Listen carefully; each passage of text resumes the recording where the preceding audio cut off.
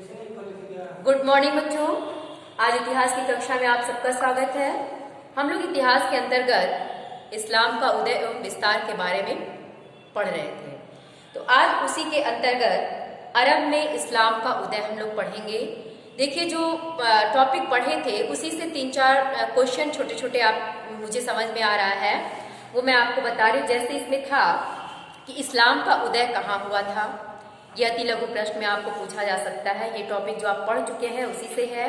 तो इस्लाम का उदय अरब प्रायद्वीप में हुआ था और उसी में था कि इस्लाम में इबादत क्या है, इबादत किसको कहते थे। तो इबादत का मतलब है अल्लाह की पूजा। इस्लाम में इबादत का मतलब क्या होता है, अल्लाह की पूजा करना। और उसी में तीसरा प्रश्न ये था, हिजरी संवत का प्रारंभ कब हुआ। तो हिजरी संवत का प्रारंभ 622 ईसा पूर्व में ईस्वी में हुआ। इस्लाम में धार्मिक केंद्र कौन कौन से थे। तो इस्लाम में धार्मिक केंद्र मक्का और मदीना को माना जाता है आज भी। तो उसके धार्मिक केंद्र कौन है, मक्का और मदीना। तो ये चारों प्रश्न के उत्तर आप जरूर लिख लेंगी। आज हम लोग देखेंगे अरब में इस्लाम का उदय।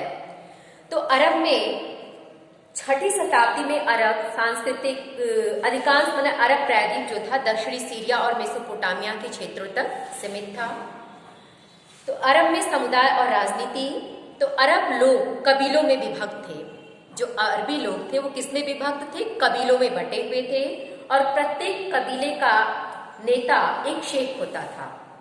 ध्यान दीजिएगा, अरब लोग किसमें बटे होते थे, कबीले में बटे होते थे। और प्रत्येक कबीले का नेता एक शेख कहलाता था। और शेख का चुनाव मुख्य रूप से व्यक्तिगत साहस, बुद्धिमत्ता और उदारता के आधार पर किया जाता था। यानी जो कबीले का मुख्य होता था या नेता होता था उसको क्या कहते थे, शेख। और ये शेख की नियुक्ति किस आधार पे होती थी, उसका भी कुछ एक नियम बनाया गया था। जो लोग बहुत साहसी होते थे, बुद्धिमान होते थे, उदार होते थे, उन्हें कबीले का मुख्य या शेख नियुक्त किया जाता था।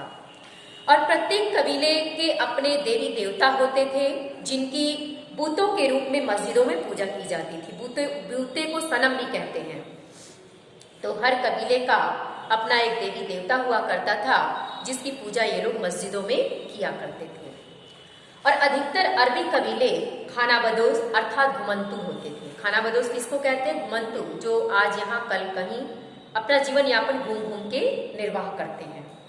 जो खाद्य और अपने ऊँटों के लिए चारे की खोज में रेगिस्तान में सूखे क्षेत्रों से हरे भरे क्षेत्र की ओर जाते थे, जिसको नखलिस्तान कहते हैं। देखिए, रेगिस्तान में जहाँ सूखा है उसको तो रेगिस्तान कहते ही हैं। अब आपके मन में आएगा नखलिस्तान क्या है। तो नखलिस्तान उस जगह को कहते हैं जहाँ रेगिस्तान में ही कुछ हरे भरे पेड़ पौधे जहाँ पाए जाते हैं, उस जगह को नखलिस्तान कहते हैं। तो ये अपने घोड़े आदि के लिए हरे चारे आदि को प्राप्त करने के लिए ये नखलिस्तान की ओर जाते थे। और मक्का में कुरैश पैगंबर मोहम्मद का कबीला था। मक्का में कुरैश जो था वो पैगंबर मोहम्मद का कबीला था जिस पर उनका अत्यधिक प्रभाव था। अरब में धर्म निष्ठता कैसे थी। अरबों का सर्वाधिक महत्वपूर्ण धार्मिक केंद्र काबा था। अगर आपसे ये पूछा जाए कि अरबों का सबसे महत्वपूर्ण धार्मिक केंद्र कौन सा था, तो अरबों का सबसे महत्वपूर्ण धार्मिक केंद्र काबा को माना जाता था। और काबा का ढांचा घनाकार था। मक्का के बाहर के कबीले भी काबा को पवित्र मानते थे। काबा में उनके देवी देवताओं के बूत थे और प्रत्येक वर्ष काबा की धार्मिक यात्रा यानी हज करते थे। यमन और सीरिया के मध्य के व्यापारिक मार्गों को एक चौराहे पर स्थित होने के कारण मक्का के महत्व में और अधिक वृद्धि हो गई, क्योंकि वो एक चौराहे पर स्थित था। इस पवित्र स्थल हरम में सभी दर्शनार्थियों की सुरक्षा भी प्रदान की जाती थी। जो लोग हज करने जाते थे उस पवित्र स्थल पर जाते थे, उन्हें बहुत सारी सुविधाएं प्रदान की जाती थी। तीर्थ यात्रा और व्यापार के माध्यम से घुमंतू जो समुदाय थे तथा बसे हुए कबीलों में परस्पर संपर्क बना रहता था और उन्हें अपने विश्वासों तथा रीति रिवाजों के आदान प्रदान का भी अवसर मिलता था। स्वाभाविक सी चीज़ें हैं, जब आदमी एक जगह से दूसरी जगह जाएगा और लोगों का आपस में मेल मिलाप होगा तो अपने संस्कार, बात, विचार एक दूसरे के प्रति उसका आदान प्रदान करेंगे। तो अरब के कबीलों के मध्य संघर्ष कैसे शुरू हुआ, ये भी हमें जानना है। तो जो राज्य क्षेत्र के विस्तार जो थे वो काफ़ी जो संसाधन और ऊंचे पदों के लोग थे, वो कबीलों के मध्य उम्मा की एकता के लिए खतरा का कारण बन गए। उसका कारण क्या था कि इस्लामी राज्य के प्रारंभ से ही शासन सत्ता पर मक्का के कुरैशियों का अधिकार था। जो मक्का के कुरैशी लोग थे उन्हीं का उस पर अधिकार था, और उस्मान एक कुरैशी था। अधिकार भी कुरैशियों का था, और जो उस्मान था वो भी एक कुरैशी था। इसने राज्य के शासन पर नियंत्रण बनाने के लिए क्या किया, विशेष रूप से अपने विश्वासी लोगों को ही महत्वपूर्ण कार्यों पे रख दिया। कुरैशी क्या किया, उस्मान जो एक कुरैशी था, जो शासन के महत्वपूर्ण पद थे उस पे अपने ही लोगों को इसने रख दिया। तो उस्मान के इस कार्य से मक्का के जो मक्काई चरित्र और अधिक तीव्र हो गई, और जिससे कबीले के लोगों में झगड़ा बढ़ना स्वाभाविक था। इराक और मिस्र विरोध भी मदीना के विरोध से ही जुड़ गए। उसका परिणाम क्या हुआ, उस्मान की हत्या कर दी गई, क्योंकि वो अपने ही लोगों को हर क्षेत्र में वरीयता देने लगा, इसलिए लोग परेशान होकर उसकी हत्या कर दिए। और अली को चौथा खलीफा नियुक्त कर दिया गया। जब उस्मान की हत्या कर दी गई तो अली को चौथा वहाँ पे खलीफा नियुक्त किया गया। अब खलीफा का शासन विस्तार, गृह युद्ध और संप्रदाय निर्माण कब और कैसे हुआ। 6 जून 632 को 62 वर्ष की आयु में पैगंबर मोहम्मद के देहांत के बाद कोई भी व्यक्ति वैध रूप से इस्लाम का अगला पैगंबर होने का दावा नहीं कर सकता था। कब इनकी मृत्यु हुई थी, 632 ईस्वी में। जब पैगंबर की मृत्यु हो गई 62 वर्ष की आयु में, तो इस्लाम का अगला पैगंबर होने का दावा कोई भी नहीं कर सकता था। अतः उत्तराधिकार के किसी सुस्थापित सिद्धांत के अभाव में उनकी राजनीतिक सत्ता उम्मा को सौंप दी गई। क्योंकि जब कोई बनने को तैयार ही नहीं था, तो राजनीतिक सत्ता किसको सौंप दी गई, उम्मा को सौंप दी गई। इस समय एक महत्वपूर्ण परिवर्तन हुआ कि खिलाफत संस्था का निर्माण हुआ।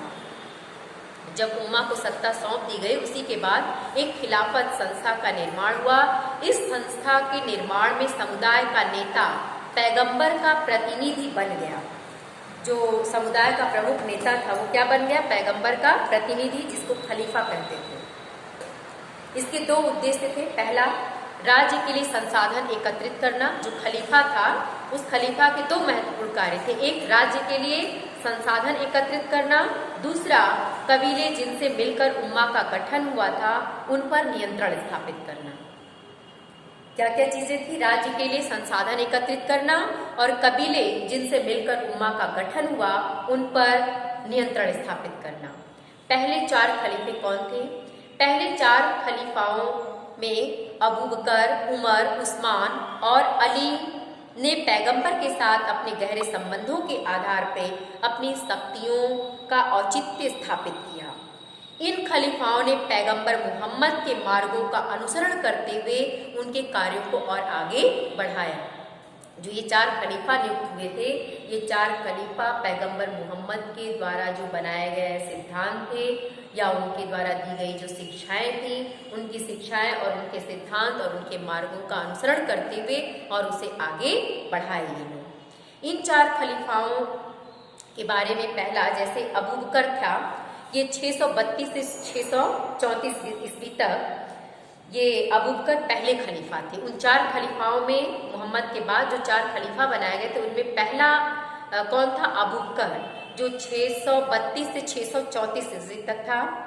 तो जिन्होंने अनेक अभियानों द्वारा विद्रोह का दमन किया।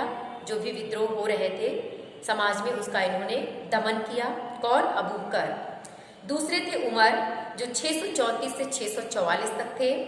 उमर ने उम्मा की सत्ता के विस्तार की नीति को रूप प्रदान किया।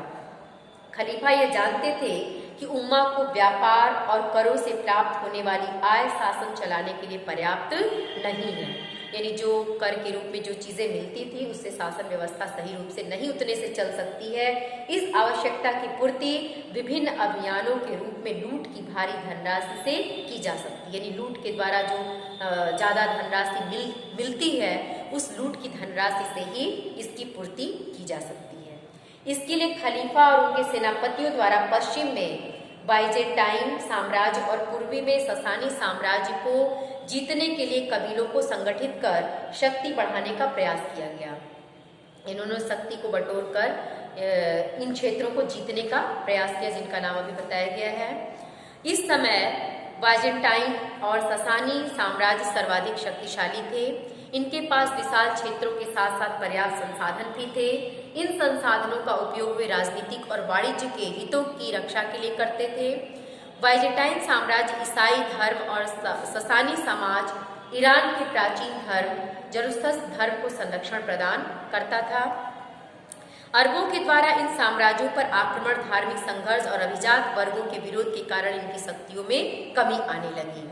3 सफल अभियान जैसे 637 से 642 में अरबों ने सीरिया, इराक, ईरान और मिस्र के मदीनों को नियंत्रण में ले लिया। किसने? अरब देश वालों ने। किसको किसको? सीरिया को, ईरान को, मिस्र को, मदीना के नियंत्रण में इन्होंने ले लिया।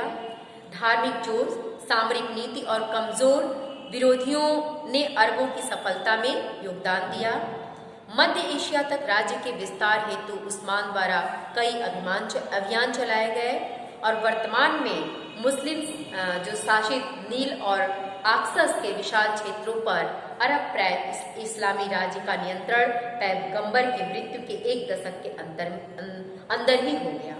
यानी पैगंबर मोहम्मद की मृत्यु के 1 दशक के अंदर ही ये इराक, ईरान, सीरिया और मिस्र आदि क्षेत्रों को अपने अरब प्रायद्वीप के अंतर्गत इन्होंने ले लिया।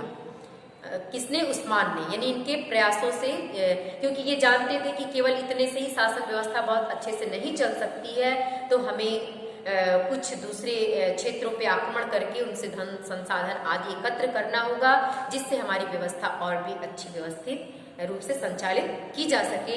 इसके लिए इन्होंने ऐसा प्रयास किया। तो अब तीसरे थे उस्मान तीसरे खलीफे थे। उन्होंने एशिया पर नियंत्रण करने के लिए अभियान चलाया। जो उस्मान था वो एशिया पर नियंत्रण करने के लिए अभियान चलाया। पैगंबर मोहम्मद की मृत्यु के 1 दशक के पश्चात अरब इस्लामी राज्य ने नील और आक्सस के मध्य के विशाल क्षेत्र को अपने नियंत्रण में ले लिया। किसको किसको? नील और आक्सस के मध्य जो विशाल क्षेत्र था उसको इन्होंने अपने क्षेत्र में उस्मान ने ले लिया। अब अली था। अली ने क्या किया अब उसको हम लोग कल देखेंगे।